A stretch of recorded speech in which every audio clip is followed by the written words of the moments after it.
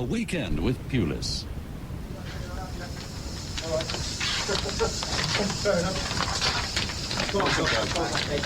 Hey, listen to me. A minute before we go out, listen, lads.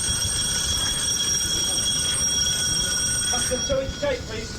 Listen, if you don't match them, they're a physical team. If you don't match them, lads, not worth going out there. We've all seen football managers hugging the touchline, screaming instructions at his team, or hiding deep in the dugout, attempting to avoid the cameras. We've all heard the post-match interviews, the explanations, the excuses.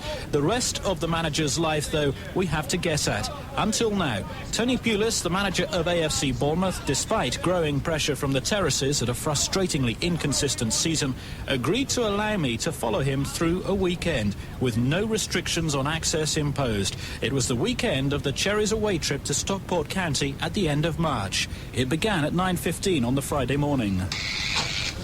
Morning, Di. Morning, Glenn. Tony Pulis arrived at the small office block adjoining the Dean Court Stadium. The small backroom team have no choice but to respond to an enthusiastic start to the day. Hello, Deb. Yes, I'll have a nice cup of coffee too, Darren. Yeah, I think every morning that you come in, never mind whether you've won, lost or drawn, I think, people look, to you really to lift them. It's difficult at times because, results, obviously at the moment, have not gone that brilliant. But you've got to keep going, and you've got to, like I say, if you can't motivate yourself, you've got no chance of motivating other people. Underneath, then you do feel, obviously, you're a little bit down, might be a little bit flat, but, you come in and try and cheer people up. Hello.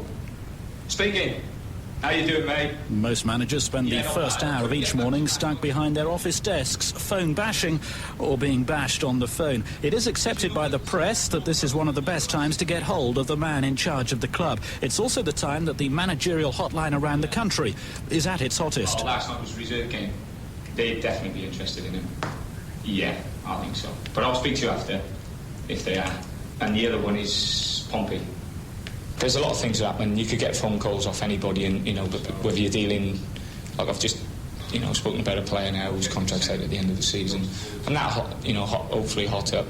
So I can imagine that there'll be a few phone calls from now until the end of the season on that player. There's other people ring up, Bournemouth News ring up, and yourselves, the other radio station, which I won't mention, Grant, they ring up quite regular, and you do club call and things like that. And to be honest, I enjoy doing it. I don't mind dealing with the press. Sharing Tony Pulis' office is first-team coach Mike Trusson. He replaced Dave Williams when he left to join Mike Walker at Everton.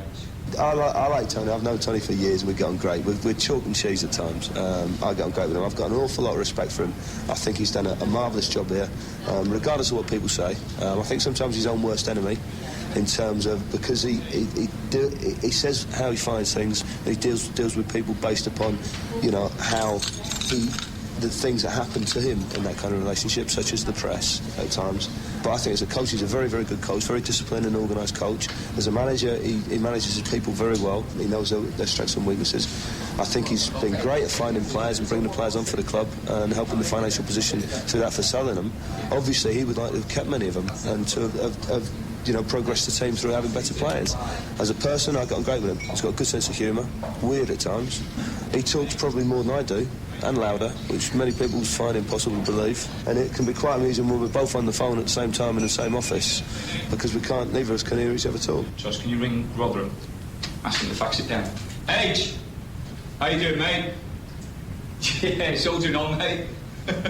The telephones were forgotten at 10 o'clock. The Bournemouth management team prepared for the final training session before the match at a Stockport County side, lying third in the second division table. So what sort of schedule would training take on the day before a game? Obviously, it's difficult because of the travelling. We've got travel up north today. The first team will leave at 6 o'clock.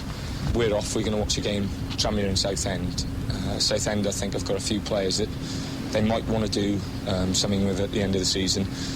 With us playing at North, it's an ideal opportunity for me to see them away from home. I like watching players away from home as well as at home. I think there's a different, it's different atmosphere, and you see different characters away from home as well as at home. On the day before the game, if I can get everybody fit, and again we've got 2 or 3 injuries, we've got 1 or 2 people who live away and who've got problems. The little Justin Skinner who we brought, his little baby's not very well. so he's had to go home, and so we're missing him for a little bit. I'd love to just go out and work on what we're trying to do tomorrow. I still will do, but without Justin there, so I'll have to talk it through with Justin tomorrow. It's become an accepted problem that Tony Pulis cannot have his full team available for pre-match training. Injuries and the financially restricted size of his squad make that a day-to-day handicap, which makes an already unenviable job all the harder. What's the matter with you two? They're £50 lighter. I bet you they're £50. I bet you they're £50 lighter. Perhaps as the difficulties get more unbearable, the need for the management team to motivate and inspire humour becomes all the more important. They're £50 lighter. I'm telling you. A dispute over Warren Aspinall's weight is the topic of the day, until it's realised that the Dean Court pitch has been chemically sprayed, leaving the options for a piece of grass to train on slightly restricted. John? Yeah, still going to go out there. Just for half an hour. Well, if they drop dead and they get skin disease or anything like that, then I'll blame you too.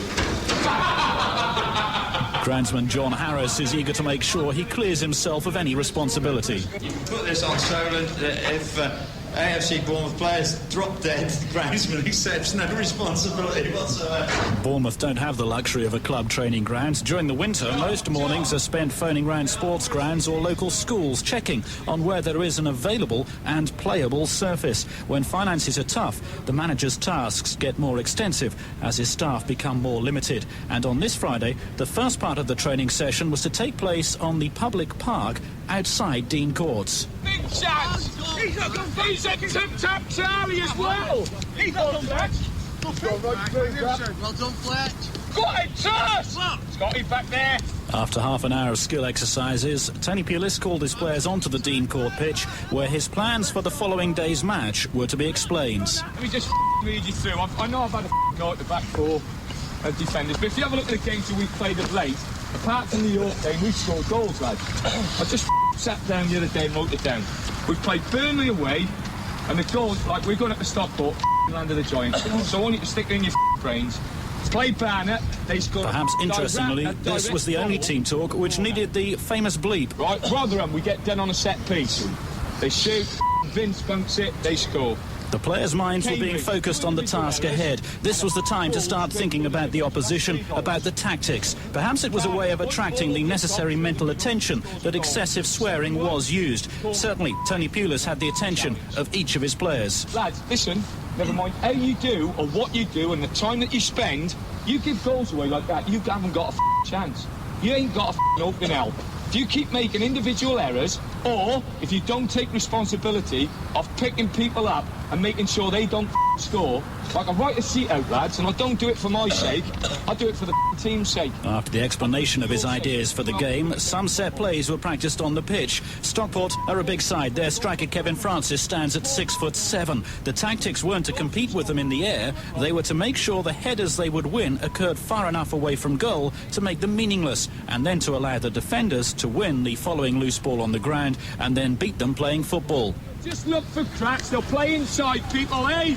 He'll play it there, eh? So how important are these training sessions? Can they change the way experienced players approach a game? Cherry striker Steve Fletcher. Very important, especially the day before a match. You've got to sort out your formations, set pieces. Obviously, different teams have different ways of playing, and we've got to find out what our strengths and weaknesses are, and obviously put them right on the training pitch, because, like I say, that's all important when it comes to the Saturday. It could make a lot of difference. I mean, a lot of teams, like the team playing tomorrow, for instance, a very tall team. They've got, I think, about six footers on the side, so you've got to work on defensive ways of coping with that. On the other hand, we played Cardiff, who were a small side the other week, and we think about our set players and things, because we know we could get something from that, because like I say, we're quite a big side.